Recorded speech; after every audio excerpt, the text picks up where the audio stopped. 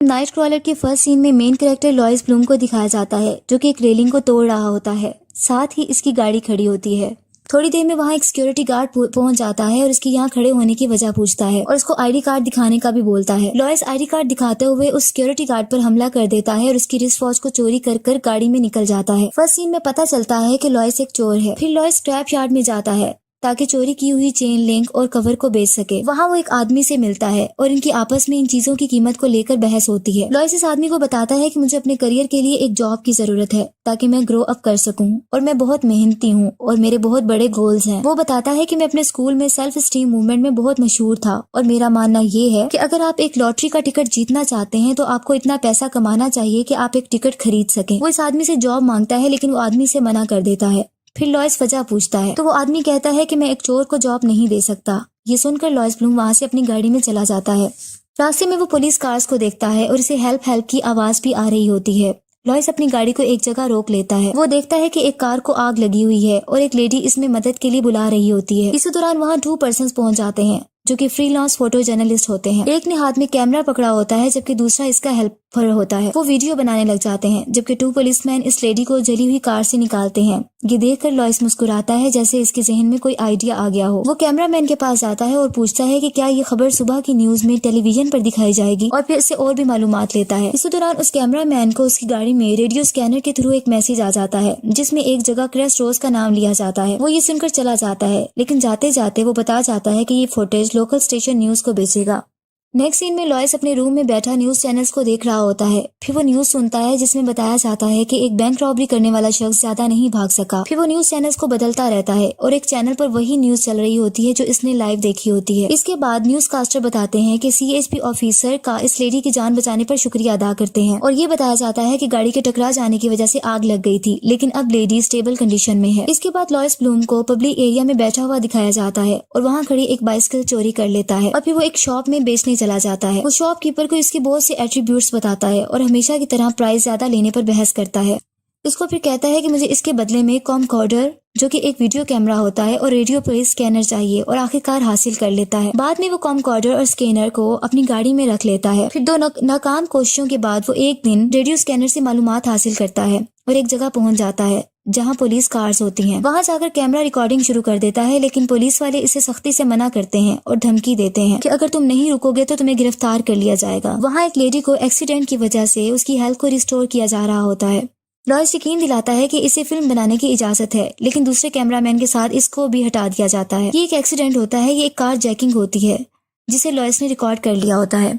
वो ये रिकॉर्डिंग लेकर लॉस एंजलिस के KWLA सेंटर में जाता है जो कि न्यूज चैनल से रिलेट करता है और वहां जाकर उसकी डायरेक्टर से मिलता है। लॉइस बताता है कि मेरे पास सेल के लिए एक कार जैकिंग की फुटेज है। फिर इसे पूछा जाता है कि तुम किसके लिए काम करते हो। लॉइस कहता है अभी तो मैं सिर्फ अपने लिए ही काम करता हूँ। लॉइस बताता है कि रिकॉर्डिंग जिसमें एक आदमी को गोली मार दी गई है बहुत बार, वो जमीन पर गिरा हुआ था और इसका बहुत खून बह रहा था। डायरेक्टर इस फुटेज को देखती है। इसके बाद असाइनमेंट और एडिटर के बारे में भी बताती है। लॉइस से पूछा जाता है कि तुम इस फुटेज के कितने पैसे लोगे तो वो $1000 बोलता है लेकिन डायरेक्टर इसे $250 देती है। फिर डायरेक्टर कहती है कि जाओ और जाकर अपने लिए कुछ बेहतर इक्विपमेंट्स खरीद लो जैसे कि एक डायरेक्शनल माइक और जहाँ जाओ ताकि वहाँ तुम एक छोटा सा इंटरव्यू कर सको। फिर लॉइस डायरेक्टर से बात करता है और वो इसे कहती है कि मुझे कांटेक्ट करना जब तुम्हारे पास कुछ ऐसी न्यूज हो। फिर वो बताती है कि हम क्राइम वीडियोस में इंटरेस्टेड हैं लेकिन सारे क्राइम्स की नहीं क्योंकि हमारे व्यूअर्स शहर के क्राइम्स में ज्यादा दिलचस्पी रखते हैं जो कि रेजिडेंशियल यानी रिहायशी होते हैं। इसके अलावा दूसरे एक्सीडेंट जैसे कि कार्स, बसेस, ट्रेन और प्लेन्स जिसमें आग लगी होती है उसमें भी इंटरेस्टेड दिखाया जा सकता है इनको। इसके अलावा वो ये बताती है कि इनको ग्राफिक होना चाहिए यानी बिल्कुल बेस्ट और क्लियर। लॉइस सारी बात को समझ जाता है। नेक्स्ट मॉर्निंग लॉइस अपने रूम में बैठा KWLA 6 सेंटर की न्यूज देख रहा होता है और वही इसकी फुटेज वाली कार जैकिंग वाली न्यूज चला दी जाती है। इसके बाद फिर वो अपने कंप्यूटर पर काम करता है और पुलिस कोर्स लॉस एंजलिस को ढूंढता है जो कि पुलिस डिपार्टमेंट के होते हैं और अपनी नोटबुक में इन कोर्स और इंसिडेंट्स को कुछ लिखता है। नेक्स्ट सीन में लॉइस एक होटल में आदमी का इंतजार करता है जिसका नाम रिक होता है। इसको अपने एम्प्लॉय रखने के लिए बुलाता है और इसका इंटरव्यू लेता है। लॉइस इसे पूछता है कि मुझे तुम्हें क्यों हायर करना चाहिए। इस पर रिक कहता है कि मेरी एजुकेशन अभी मुकम्मल हुई है और मुझे जॉब की जरूरत है और फिर वो ये कहता है कि मैं कुछ भी कर सकता हूँ क्योंकि ये मैं हूँ इसलिए मुझे हायर किया जाए। फिर लॉइस बताता है कि मैं एक कामयाब टीवी न्यूज बिजनेस करता हूँ और हम ब्रेकिंग स्टोरीज की फिल्म बनाते हैं। इसके बाद वो रिक को हायर कर लेता है। लॉइस इसको हर डेली वर्क पर $30 कैश देने के लिए मान जाता है और ये रिकॉर्डिंग रात की ड्यूटी की होती है। इसके बाद रिक इसे थैंक्स बोलता है। दोनों अपने वर्क पर निकल जाते हैं। गाड़ी में लॉयस इसको समझाता है कि वो पुलिस स्कैनर रेडियो से मालूमात लेता रहेगा और इमरजेंसी कॉल का भी वेट करेगा। फिर एक मैसेज कन्वे होता है और दोनों अपने काम पर निकल जाते हैं। रिक स्क्रीन को गौर से ड्राइविंग फास्ट होने की वजह से देख नहीं पाता। जब वो इस जगह पर पहुंचते हैं तो एम्बुलेंस जा चुकी होती है और सारा एक्सीडेंट मतलब सारी रिकॉर्डिंग हो चुकी होती है। लॉयस को रिक पर गुस्सा आ जाता है। रिक इसको बताता है ये इस वजह से हुआ क्योंकि तुम ड्राइविंग फास्ट कर रहे थे। लॉयस कहता है कि मुझे प्रॉब्लम्स मत बताना क्योंकि ये मेरे पास ऑलरेडी हैं। मुझे सिर्फ सोल्यूशन बताना ताकि हम मिलकर कोई फैसला कर सकें। और पहले नंबर पर जो कामयाबी पर चीज आती है वो आइडेंटिफाइड कम्युनिकेशन है। इससे पता चलता है कि वो यहाँ रिकॉर्डिंग नहीं कर पाते। फिर रेडियो स्कैनर से इंफॉर्मेशन लेते हुए दूसरी जगह पहुंच जाते हैं। वहाँ पहुंचने के बाद वो एक लेडी से बात करते हैं जो कि कहती है कि मैंने पुलिसमैन को बताया था कि इनके पास गन है लेकिन किसी ने कोई ख्याल नहीं किया। इसके बाद लॉयस घर के बाहर खड़े लोगों की रिकॉर्डिंग शुरू कर देता है जो कि आपस में एक दूसरे से बात कर रहे होते हैं कि हम यहाँ खिड़की से भाग रहे थे इतना तेज जितना कि भाग सकते थे। लॉयस चुपके से घर के अंदर चला जाता है क्योंकि बाहर हर चीज ओवर हो चुकी होती है और वहाँ जाकर रेफ्रिजरेटर पर लगी पिक्स की रिकॉर्डिंग स्टार्ट कर देता है और इसके बाद टेबल पर रखे हुए कुछ इनवेलप्स की भी रिकॉर्डिंग करता है। ये रिकॉर्डिंग देखकर वो KWLA सेंटर में जाता है और उसकी डायरेक्टर से मिलता है। डायरेक्टर इसको देखकर फैंटास्टिक बोलती है जबकि एडिटर इस फुटेज को पसंद नहीं करता लेकिन डायरेक्टर लॉयस की फेवर करती है। डायरेक्टर इससे पूछती है कि क्या तुम्हें ऑफिस में तजर्बा है, जिस पर लॉयस नो कहता है और बताता है कि मैंने ऑनलाइन स्टडी की है हर किस्म की चीजों की और मैं सारा दिन अपना कंप्यूटर यूज करता हूँ। फिर वो बताता है कि लास्ट ईयर मैंने एक ऑनलाइन बिजनेस कोर्स किया था और मुझे पता चला कि किसी भी बिजनेस को शुरू करने के लिए आपके पास बिजनेस प्लान होना चाहिए। फिर वो एक साइड के क्वेश्चन का बताता है जिससे कोई भी अपनी एबिलिटीज पर फोकस कर सकता है। सवाल होता है कि आपको क्या काम करना सबसे अच्छा लगता है। लॉयस बताता है कि इस साइट के जरिए इसने अपनी एबिलिटीज को इनहेंस किया है क्योंकि इस क्वेश्चन के जरिए आपको अपनी स्ट्रेंथ्स और वीकनेस की लिस्ट बनानी होती है। फिर वो बताता है कि मैंने दोबारा ये लिस्ट बनाई है और मैं अब सोच रहा हूँ कि टीवी न्यूज में मेरी दिलचस्पी है और ये काम मैं अच्छा कर सकता हूँ। डायरेक्टर ये सुनकर मुस्कुराती है और आउटस्टैंडिंग वर्क कहती है। उसके बाद लॉयस अपने कंप्यूटर में काम करता है और अपने कंप्यूटर में अपनी फर्स्ट रिकॉर्डिंग को कार चेकिंग क्राइम वेव का नाम देता है जबकि सेकंड रिकॉर्डिंग को हॉरर इन इकोपाथ का नाम देता है। इस तरह आहिस्ता आहिस्ता ग्रेट रिकॉर्डिंग्स होने लगती हैं। इस तरह की जबरदस्त फुटेज बनाता रहता है और एक्सपर्ट हो जाता है। इसके बाद दोबारा रिक और लॉयस अपने काम पर चले जाते हैं। दोनों गाड़ी में जा रहे होते हैं। रेडियो स्कैनर से एक मैसेज कन्वे होता है कि गाड़ी उलट गई है। ये वहाँ फौरन पहुंच जाते हैं लेकिन वहाँ खड़े परेशान आदमी से लॉयस कुछ पूछने की कोशिश करता है तो वो इस पर बहुत ज्यादा चिल्लाता है और कहता है कि चले जाओ, मैं 911 पर कॉल कर रहा हूँ। रात का वक्त होता है। लॉयस गाड़ी के करीब गिरे एक जख्मी आदमी को खींचकर आगे कर लेता है और अपने कैमरा से उसकी रिकॉर्डिंग शुरू कर देता है और उसकी फुटेज ले लेता है और वो बहुत खुश होता है। इतनी देर में वहाँ पुलिस आ जाती है और पुलिस कार्स के सायरन्स की आवाजें आने लगती हैं जिससे वो वहाँ से लॉयस और रिक चले जाते हैं। लॉयस ये फुटेज आकर नैना यानी डायरेक्टर को देता है जो कि इसे एक चेक दे देती है और इसकी काम को अप्रिशिएट करती रहती है। नेक्स्ट मॉर्निंग एक आदमी लॉयस से मिलता है और कहता है कि अपनी वीडियो को अपने लैपटॉप पर इंपोर्ट करो और वीडियो को कट किया करो और इसे फिर साइट FT पर अपलोड कर दिया करो। इसके बाद नोटिफाई करो कि तुम्हारे पास कुछ सेल के लिए है। फिर इसके बाद वो ये भी बताता है कि मैं भी पिछले 14 ईयर से नाइट क्रॉलर की तरह जॉब करता रहा हूँ और मैं चाहता हूँ कि तुम मेरी सेकंड वैन चलाओ और तुम अपनी सेल में जितना लेते हो मैं तुम्हें इसका डबल दूंगा। लेकिन लॉयस इसकी ऑफर को रिजेक्ट कर देता है और उसको थैंक्स बोलता है। फिर लॉयस KWLA की डायरेक्टर के साथ रेस्टोरेंट में खाना खाने चला जाता है और आपस में वो बातचीत करते रहते हैं। डायरेक्टर इसके काम से बहुत खुश होती है, मुकम्मल तौर पे अप्रिशिएट करती रहती है। नेक्स्ट टाइम जब वो KWLA सेंटर में जाता है तो वहाँ डायरेक्टर क्रैश के बारे में एक बात करती है और लॉयस कहता है कि मैं ये कहते हुए बुरा नहीं मनाऊंगा कि मैं सिर्फ स्टोरीज लाता हूँ जो कि ग्राउंड पर होती हैं। जबकि प्लेन क्रैश का वो पूछती है तो फिर कहता है कि ये मेरा काम नहीं है। लेकिन डायरेक्टर इस पर चिल्लाती है, कहती है कि तुम जानते थे कितना अहम वीक था ये, मुझे ऐसा चाहिए था कि लोग इसकी तरफ मुड़ जाते जिसका तुमने मुझसे वादा किया था। उसके बाद डायरेक्टर चली जाती है। नेक्स्ट में लॉयस को अपने घर में दिखाया जाता है। न्यूज चैनल पर लास्ट नाइट वो कार क्रैश की न्यूज आ रही होती है। वो लॉयस खुद को मिरर में देखकर वो पागलों की तरह चिल्लाता है और शीशे को तोड़ देता है। फिर घर से बाहर जाता है और गाड़ी तेज चलाता है। रात हो जाती है और दोबारा रिक और लॉयस वर्क पर निकल जाते हैं। हमेशा की तरह गाड़ी लॉयस ही ड्राइव करता है और ये नेक्स्ट लोकेशन की तरफ मूव करते हैं।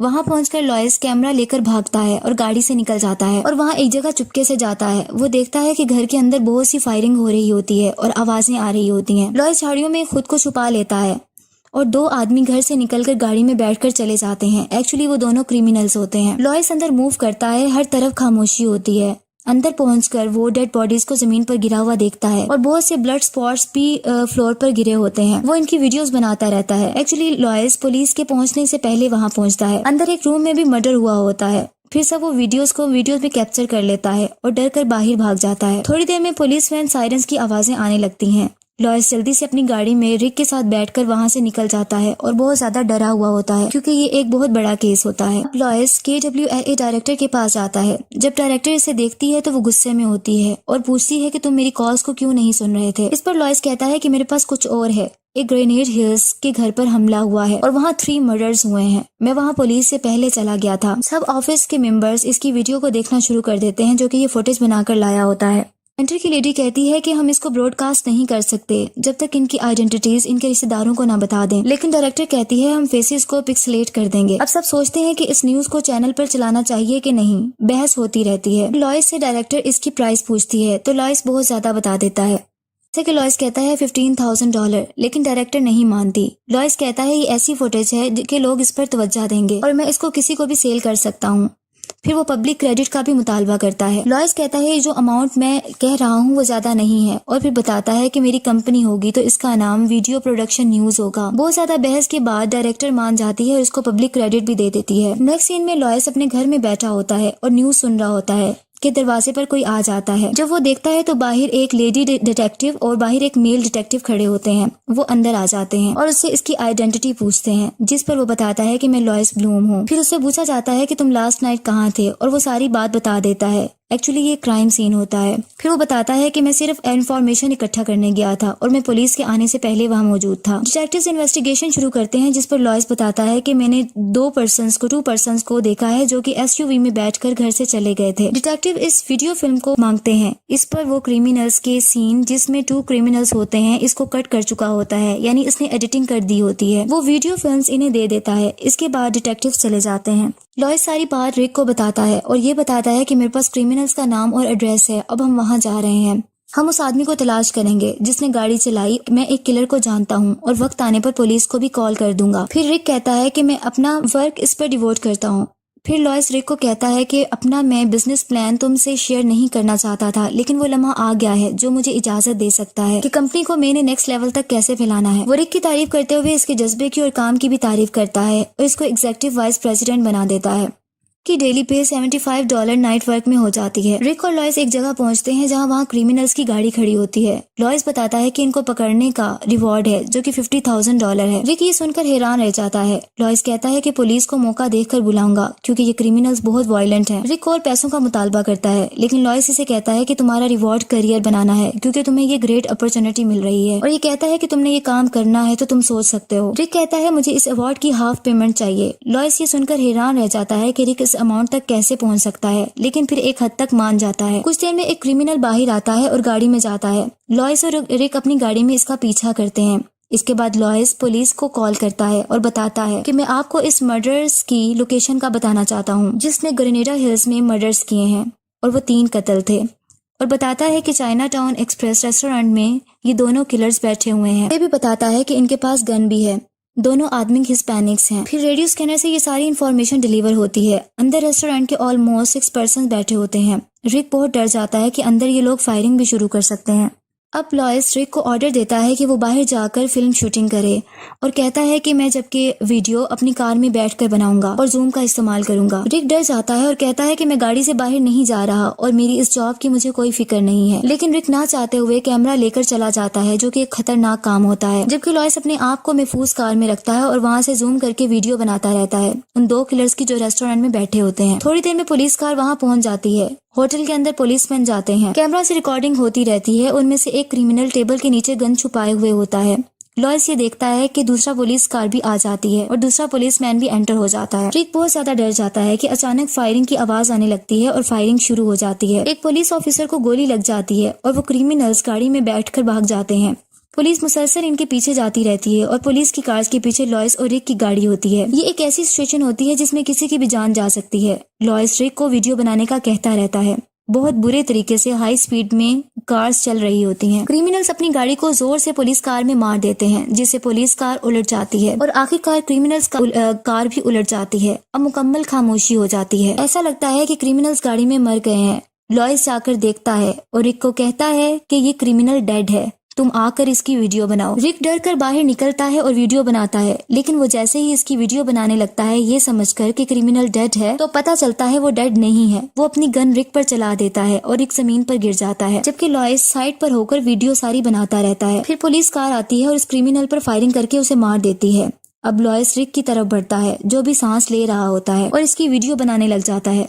रिक मरते हुए कहता है कि तुमने इसको देखा था। इस पर लॉयस कहता है कि मैं अपनी कंपनी की कामयाबी के लिए किसी भी चीज को खतरे में नहीं डाल सकता और मैं एक ऐसे आदमी पर भरोसा नहीं कर सकता जो कि भरोसे के काबिल ना हो। इसके बाद रिक की डेथ हो जाती है और लॉयस इसका कैमरा लेकर चला जाता है।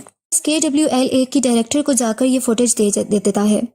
इस ऑफिस में डिटेक्टिव्स पहुंच जाते हैं और बताते हैं कि ये मेजर केस है और LAPD का भी बोलते हैं कि ये फुटेज इन स्क्रीन से हटा दो क्योंकि ये एक क्रिमिनल केस है। इसके बाद डिटेक्टिव थोड़ी गुस्से में आ जाती है और वो कहती है कि ये KWLA की प्रॉपर्टी है, लेकिन डिटेक्टिव ये भी कहती है कि मैंने ऑफिसर को हॉस्पिटल में पहुंचाया था और वो मरने के करीब था। और फिर ये बताती है कि 3 मर गए थे और 4 जख्मी हो गए और ये टेप गवाही है, यानी ये एक एविडेंस है और ये फुटेज मांगती है।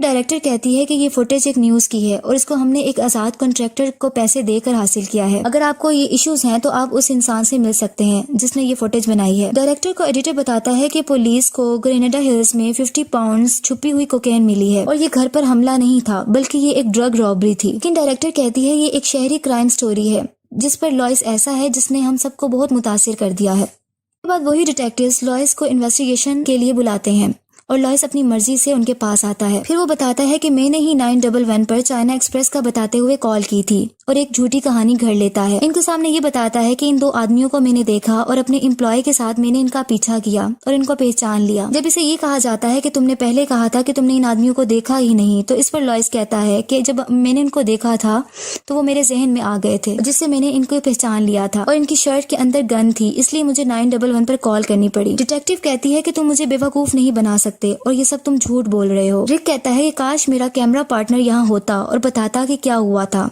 डिटेक्टिव कहती है कि तुमने अपने पार्टनर को वहाँ डेड छोड़ दिया था, तुमने इसके मरते वक्त की भी वीडियो बनाई है। लॉयस फिर झूठ बोलता है और वो कहता है कि वहाँ एम्बुलेंस आ गई थी और वो प्रोफेशनल ट्रेन थे जिसकी वजह से मैंने उसे वहाँ छोड़ दिया था। ये सुनकर डिटेक्टिव चली जाती है क्योंकि वो साबित नहीं कर सकती कि लॉयस झूठ बोल रहा है। लॉयस को छोड़ दिया जाता है और वो अपनी वीडियो प्रोडक्शन न्यूज के लिए एम्प्लॉयज रख लेता है और उनको कुछ इंस्ट्रक्शंस भी देता है, जैसा कि वो कहता है कि मैं तुम्हें वो नहीं कहूंगा जो मैं खुद नहीं कर सकता। इस तरह कुछ इंस्ट्रक्शंस लेने के बाद सब अपने काम पर चले जाते हैं। आखिर में पता चलता है कि लॉयस अपने बिजनेस को फैलाने के लिए एक टीम बना लेता है।